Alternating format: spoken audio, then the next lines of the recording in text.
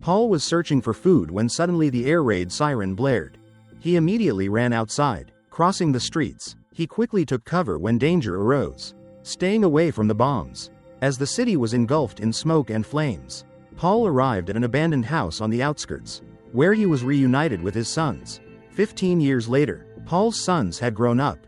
They lived together, venturing out during the day to find food and seeking shelter at night. As soon as the sun began to set, the younger son, Joseph, closed the windows and told their dog, Rocco, to go inside. Paul anxiously waited outside until Thomas returned. He scolded his son for being late. Thomas explained that he had been helping out at Mr. Rose's family farm. Then all three locked all the doors and windows, ensuring everything was secure before eating dinner. Paul reprimanded Thomas again, warning him that if he disobeyed, he wouldn't be allowed to leave the premises. Joseph asked his brother what was at Mr. Rose's farm, which annoyed Thomas and led to an argument between the two brothers. Paul had to intervene and remind them to behave like men. After dinner, Paul was watching his sons play chess when he noticed the dog Rocco scratching and growling on the floor. It was an omen, so he and Thomas immediately went downstairs. They were startled by a loud banging on the door. A creature outside was trying to get inside the house. The two men calmly held the door shut to stop it. After a while, unsuccessfully, the creature gave up and left. Thomas then blamed his brother for being there while he and his father were holding the door. Joseph then revealed that he had been upstairs listening and counting the time the creature banged on the door. A total of 3 times. The first time was about 10 seconds, probably a test run. The second time was longer, 20 seconds, indicating it wanted to force the door down. Finally, there was a second, probably just a frustrated knock on the door. The next morning they checked the door and found it scratched to shreds. Paul and his sons went to find wood to reinforce it. While Thomas was outside chopping wood, Joseph disappeared. Paul went to look for him and found his son building something in the shed. After a while, Joseph revealed that he was trying to build a car. However, it wasn't working yet. Paul was very impressed, and after examining it, he found the problem. He changed the relay, and the car started. Overjoyed, Paul took his 2 sons for a drive to teach them how to drive. When they returned home, Paul said the window panel also needed reinforcing, so he asked them to go down to the riverbank to find some materials. Thomas was disappointed because his father had promised that he could go to Rose's farm that day. But this was more important. The 2 brothers got in the car and left, and Thomas began to blame Joseph. Thomas believed his father wanted him along to protect his frail younger brother, who was incapable of doing anything on his own. Joseph, feeling insulted, said he didn't need protection. Taking advantage of this, Thomas told his brother to find the things their father had asked for himself, while he would go to the farm. Paul continued working on the door, then went outside to get some water and a cigarette. Looking around, he saw a terrifying black hole and began to worry.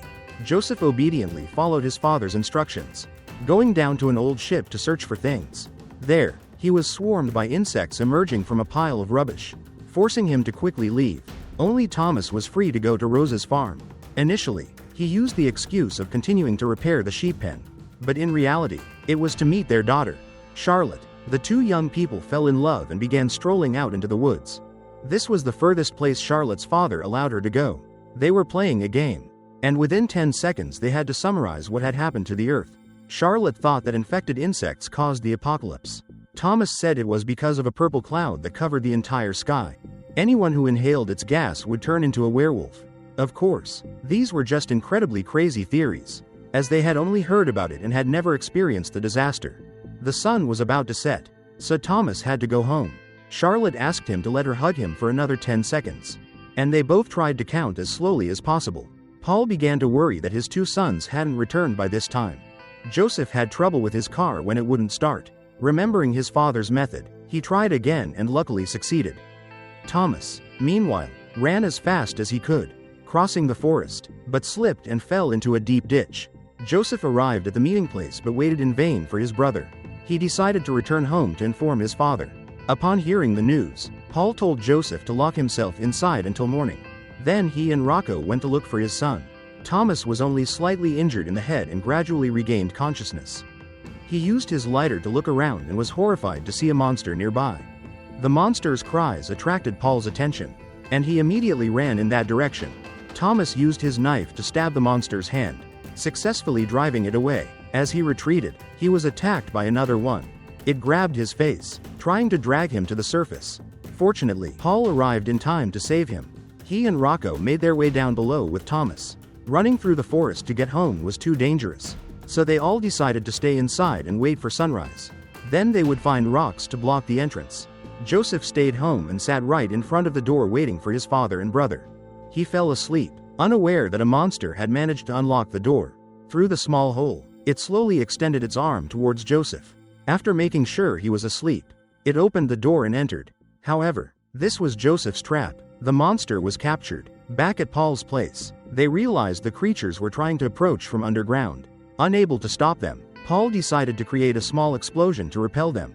Joseph seemed to hear the explosion and woke up with a start. He ran out to see that it was already daylight and ran to find his father and brother. At the same time, Thomas was using all his strength to pull Paul out. Rocco heard the car and ran to Joseph's side, then led the way back. Paul was taken home in a car, but his injuries were quite severe, and he remained unconscious. While the two sons discussed what to do next, Thomas noticed the cage in the middle of the house. He was about to pull back the blanket when Joseph stopped him, explaining that the light would cause the monster's pain. Putting that aside for now, they bandaged Paul's wounds, and Joseph explained that the creature had only taken 8 minutes to enter the house last night, the shortest time ever. There were 2 of them, but the other one had disappeared. The monster's behavior had changed too quickly. Joseph suspected something was wrong. Thomas then boasted about his exploits from the previous night, claiming he had killed hundreds of monsters. But Joseph retorted, "Did you do it or did Dad?"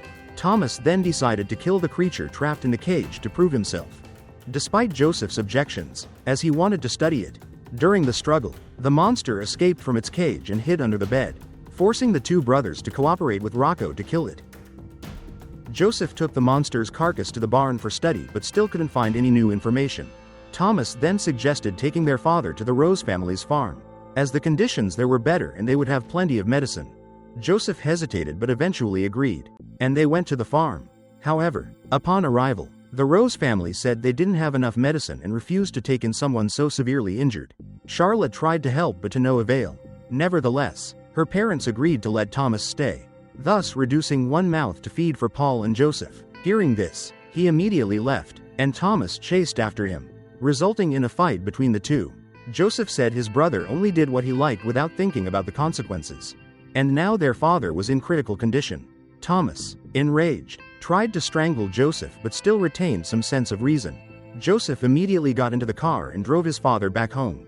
Thomas went into the Rose family's house, got a good bath, and ate a delicious meal. He even nearly got into bed with their daughter. It was interrupted when Mr. Rose happened to walk in.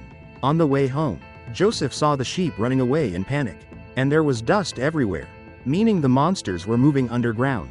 He also discovered a large excavation site near the house. After caring for his father, Joseph went into the shed and began gathering supplies for his new plan. He blocked all the windows, then fell into a hole in the floor, proving that the monsters had found their way there, just waiting for nightfall to attack their family. At the farm, Charlotte found Thomas lurking near the kitchen. It turned out he was worried about his father and wanted to get some medicine for him. Charlotte, feeling sorry for her boyfriend, got the medicine and gave it to him, unaware that a farmhand had overheard. Disliking Thomas, the farmhand picked a fight with him as soon as he left, threatening him with a gun. He accused Thomas of theft and tied him up in the shed.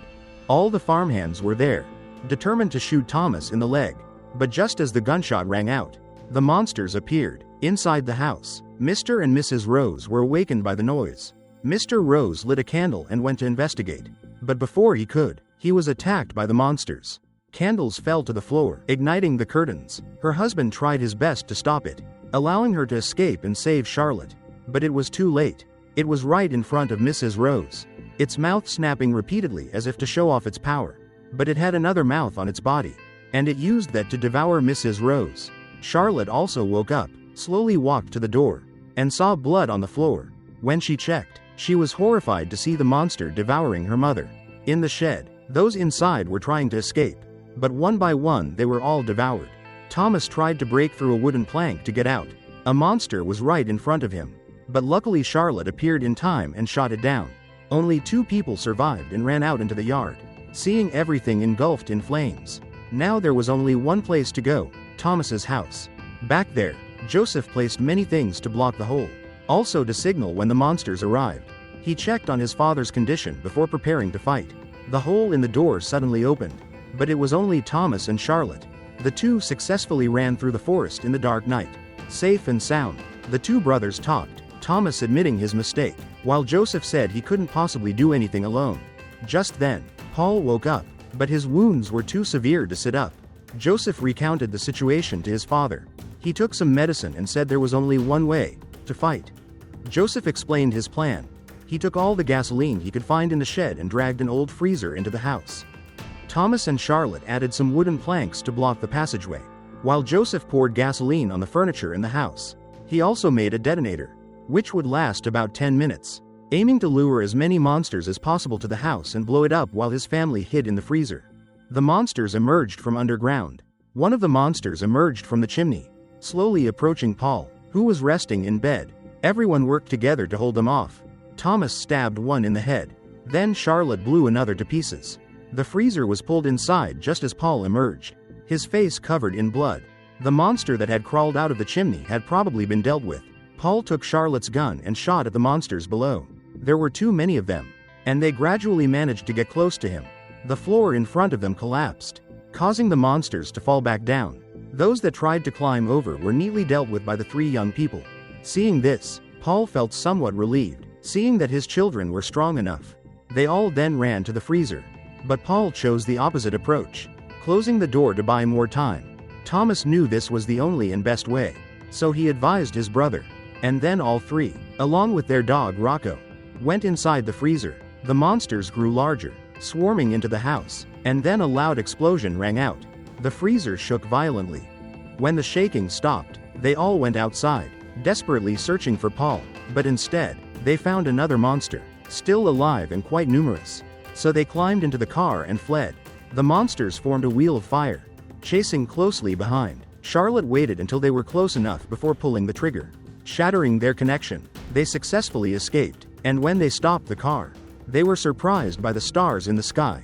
They were so beautiful, and only now could they truly admire them. The next morning they returned to the house but decided not to rebuild it. After gathering enough supplies and giving their loved ones a proper burial, they all said their goodbyes and left with Rocco, hoping to find a new home on other farms in the valley. The movie ends here. Thanks for watching and see you in the next video.